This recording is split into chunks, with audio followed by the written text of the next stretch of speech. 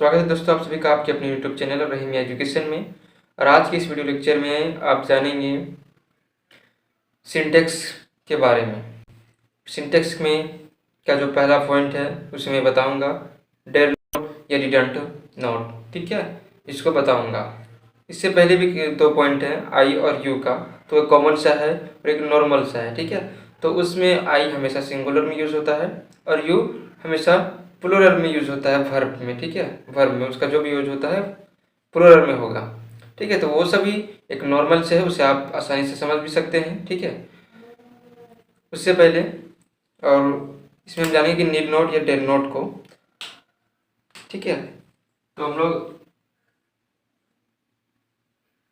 Syntax subject के हम लोग डेड नोट और डिड नोट के बारे में जानेंगे, ठीक है। उससे पहले आप हमारे यूट्यूब चैनल पर अगर आप नए हैं तो मेरे यूट्यूब चैनल को सब्सक्राइब कर दीजिए। यूट्यूब वीडियो अच्छा लगे, जानकारी अच्छी लगे तो आप मेरे यूट्यूब चैनल को सब्सक्राइब कर दीजिएगा, वीडियो को लाइक कर दीजिएगा और वीडियो को अपने दोस्तों के साथ शेयर कर दीजिएगा, ताकि जो दोस्त डिड नोट या फिर डेड नोट सिंटेक्स के इस पॉइंट्स को, सिंटेक्स चैप्टर के इस पॉइंट को अगर नहीं समझ पाए होंगे या फिर नहीं समझ पा रहे होंगे तो आपकी वजह से उनको ये सीख मिल जाएगी, वो समझ पाएंगे, ठीक है। तो चलिए देखते हैं। पहले तो जान लेते हैं कि डिड नोट सिंटेक्स के बारे में, ठीक है। सिंटेक्स के अगर जो भी एक इंट्रोडक्शन वीडियो है मैंने वो भी डिस्क्रिप्शन लिंक में उसका मैं दे दूंगा, फिर प्लेलिस्ट में आप जाकर के वहाँ पे आप सिंटेक्स की एक अलग से प्लेलिस्ट बना हुआ है, वहाँ से आप उसके इंट्रोडक्शन को आप देख लीजिएगा। वहाँ से बेहतर देखने से ये मिलेगा कि कौन से सब्जेक्ट में कौन सा वर्ब लगेगा, सिंगुलर में प्लूरल लगेगा, उसमें कौन कौन से आते हैं, ठीक है, कौन से सब्जेक्ट कौन सा वर्ब, वो सभी इंट्रोडक्शन में आपको पता चल जाएगी। आप उस वीडियो को देख लीजिएगा, ठीक है। फिर भी मैं एक बार बता देता हूँ, सिंटेक्स एक ऐसा चैप्टर है जिस चैप्टर में या फिर एक प्लेटफॉर्म है, जो भी सेंटेंसेस है उन सेंटेंसेस को एक एग्रीमेंट करने के लिए, उनमें एग्रीमेंट करने के लिए एक ऐसा चैप्टर है जो कि उनके सब्जेक्ट और वर्ब के एग्रीमेंट को सुलभ करता है, यानी कि एक आसान बनाता है, ठीक है, सिंपल करता है। तो हम लोग पढ़ेंगे डेड नोट और नोट को, ठीक है। डेड नोट का होता है हिम्मत, ठीक है। डेर का मतलब होता है हिम्मत होता है, उसका भी हिम्मत होगा। और नीड का होता है जरूरत, ठीक है।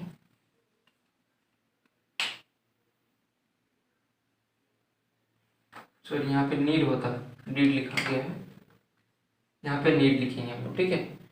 डेर का इंग्लिश है, उसका हिंदी होगा हिम्मत, और नीड का जो हिंदी है उसका होगा जरूरत, ठीक है। तो अगर मान लीजिए सिंटेक्स में से क्या इसका यूज होता है, जैसे कि डेयर नॉट, जैसे कि ये सिंपल में भी डेयर लिखा हुआ है, ठीक है। तो कोई भी सब्जेक्ट अपने आप में एक प्लूरल फॉर्म में होता है, ठीक है। जो भी मेन वर्ब के रूप में आते हैं वो हमेशा एक प्लूरल फॉर्म में होते हैं। जैसे कि कोई भी अगर सब्जेक्ट होता है, सब्जेक्ट के बाद उसमें हेल्पिंग वर्ब होते हैं, उसके बाद वर्ब होते हैं, उसके बाद उसका ऑब्जेक्ट होता है, उसके बाद उससे पहले वर्ब होते हैं, उसके बाद फिर ऑब्जेक्ट, उसके बाद अदर वर्ड आते हैं। तो उसमें वर्ब के तौर पर एक डेर भी आता है, ठीक है। लेकिन कभी कभी कुछ ऐसे वर्ड्स होते हैं जो कि हेल्पिंग वर्ब की जगह पे यूज होते हैं। उसी तरह में एक ही डेर है और एक नीड है, ठीक है। तो इसमें जब भी हम लोग यूज करेंगे किसी भी सेंटेंस को बनाने में इन दोनों सब्जेक्ट्स का, तो अगर सब्जेक्ट अगर सिंगुलर आ रहा हो तो हमें इन वर्ड्स पे जो भी ये वर्ब है, इन वर्ब में हमें एस या ई एस लगा करके उन्हें हमें पहले सिंगुलर करना पड़ेगा, ठीक है, क्योंकि ये अपने आप में प्लूरल फॉर्म में है, ठीक है।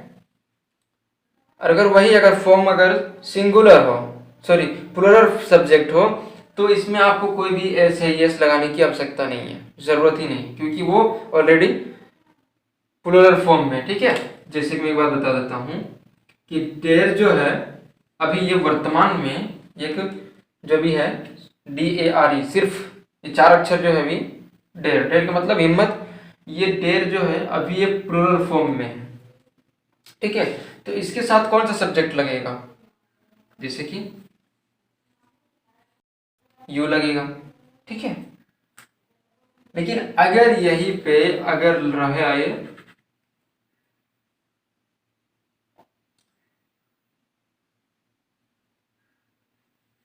आई अगर इस्तेमाल करें हम लोग इसकी जगह पे, तो यहाँ पे ये इसमें ये सूट नहीं करेगा, इसका सूटेबल फॉर्म होगा ही नहीं। क्यों? क्योंकि आई एक सिंगुलर फॉर्म है। ठीक है, सिंगुलर भी है, ये प्लूरल भी है, कभी कभी प्लूरल में भी यूज होता है। ठीक है, तो इसको भी थोड़ा ध्यान में रख सकते हैं आप।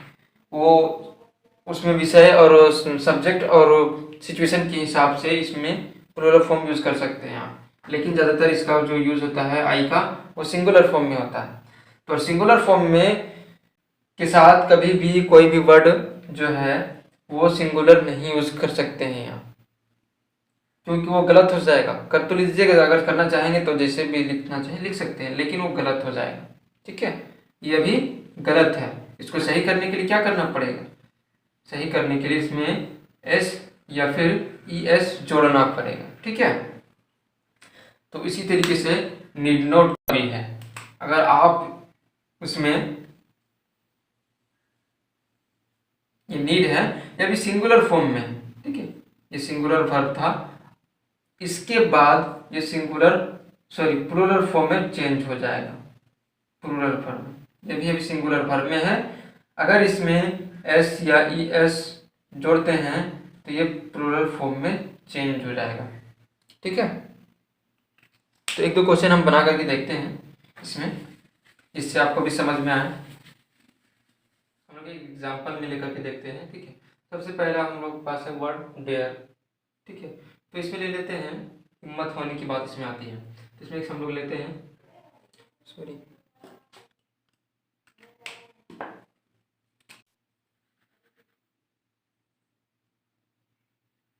उसे अपने पिता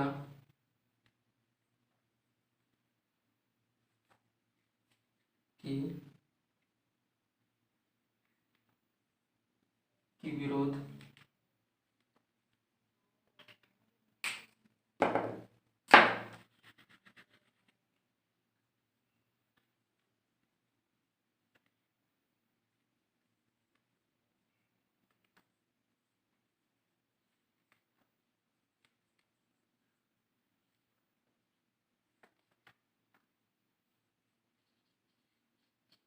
नहीं है। ठीक है, उसे अपने पिता की विरोध करने की हिम्मत नहीं है, तो इसका हम लोग कैसे करेंगे, ही, वो अभी हमारे सामने नहीं तो वह उसे है, इसका मतलब ये नहीं कि हम लोग यहाँ पे हर यूज कर लेंगे। ठीक है, क्योंकि उसे का जो इंग्लिश है स्त्री फीमेल वाले में हर का यूज होता है, मेल वाले में हिम का यूज होता है, तो इसका मतलब ये नहीं कि हम लोग यहाँ पे हर यूज करेंगे। ठीक है, क्योंकि अभी हम लोग उसकी बात कर रहे हैं। ठीक है, अगर वो सामने में नहीं है, हम लोग इंडिकेट करते हुए बात कर रहे हैं, तो ही का इस्तेमाल करेंगे हम लोग उसे के लिए। ही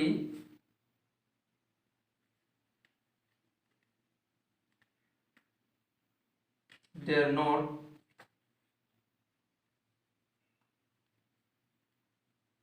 oppose his father, उसे अपने पिता की विरोध करने की हिम्मत नहीं है। He dare not oppose his father। ठीक है, तो इस तरीके से आप सेंटेंसेस को बना सकते हैं। कि एक एग्जांपल दिया मैंने डेयर पे, एक नीड पर भी मैं देता हूँ। ठीक है, उसे वहाँ जाने की ज़रूरत नहीं है। ठीक है, तो इसका क्या इंग्लिश होगा, यहाँ पर भी ये लगेगा, ही need not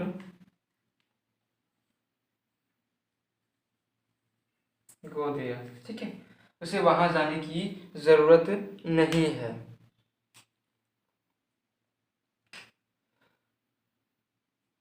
ठीक है, उसके बाद इसमें अगर आप देखेंगे तो एक जो सब्जेक्ट होते हैं, अगर सब्जेक्ट इन्फिनेटिव में हो, इन्फिनेटिव की अगर पॉजिटिव में हो, ठीक है, नहीं वाला इस्तेमाल नहीं हो, इसमें नेगेटिव जो सेंटेंसेस आ रहे हैं वर्ड इसमें नहीं, ये अगर नहीं है उसे वहां जाने की जरूरत है। अगर ये इस तरीके से बनाए तो हम लोगों को क्या करना पड़ेगा, यहाँ पे need to go there, need के बाद जो मेन वर्ब है, मेन वर्ब के बाद में हम लोग इसमें सॉरी हेल्पिंग जो वर्ब है हमारा नीड, उसके बाद हम लोग को टू का इस्तेमाल करना पड़ेगा, आर्टिकल टू का। ठीक है, तो कैसे कहेंगे, अगर यहाँ से अगर हम लोग मान लीजिए नहीं हम लोग हटा देते हैं यहाँ से, ठीक है, इसे हटा देते हैं तो उसका इंग्लिश कैसे बनेगा, ही नीड टू गो देयर, ठीक है, उसे वहां जाने की जरूरत है, ही नीड टू गो देयर। ठीक है, इसी तरीके से इसका भी कर सकते हैं हम लोग। अगर इसमें नहीं का इस्तेमाल हम लोग हटा देते हैं तो यहाँ पे क्या लिखेंगे हम लोग, he dare to oppose his father. ठीक है, ये हो गया इसका, ये हो गया इसका। ठीक है, यहाँ से he dare to oppose his father, उसे अपने पिता की विरोध करने की साहस है, हिम्मत है। ठीक है, उस तरीके से इसका भी हो गया। आप इससे भी ज़्यादा खुद से भी सेंटेंसेस बनाने का भी प्रयास करेंगे। ठीक है, क्योंकि मैं ज़्यादा सेंटेंसेस नहीं बना सकता हूँ क्योंकि वीडियो काफ़ी लंबी हो जाएगी। ठीक है, तो आप और भी इस तरीके से सेंटेंस अपने मन में सोचिए ताकि वो सेंटेंसेस आपके मन में जितना ज़्यादा आएंगे उतना ज़्यादा आपके ये जो सेंटेंसेस है क्लियर हो पाएंगे। ठीक है, अगर आप वो सेंटेंसेस अगर नहीं सोच पाए तो इस पर भी आप हमारे कमेंट कीजिएगा।